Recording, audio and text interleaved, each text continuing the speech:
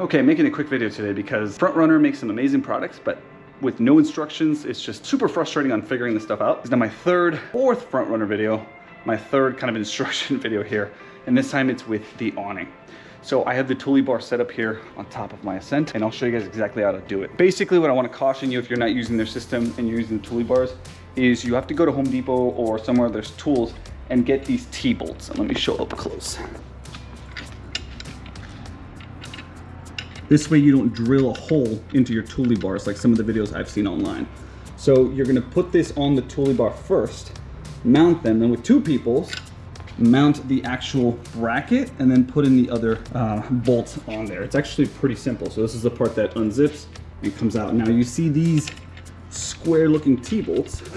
What you're gonna do here, you're gonna slide that T-bolt right under and then slide it in and out as much as you want. And those T-bolts will get stuck. They're not coming out. When you're done, you lock this in. And again, you just kind of twist it. I wanted to make this video again because there are no instructions for this thing. And the videos I've seen online, a lot of people are drilling holes into the Thule bars.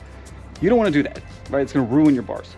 So picked some up, I think it was a couple bucks, $2 to $3 at most for each one. Very worth the investment. Then to take it on and off, all I did was loosen the bolt. So loosen this bolt, and then I slide it off the Thule bars. Put it for storage. You can actually see the tools where they sit, and you use the little diamonds to count. Same on this side, right there. And then these lock in place, right? Lock, it ain't coming out.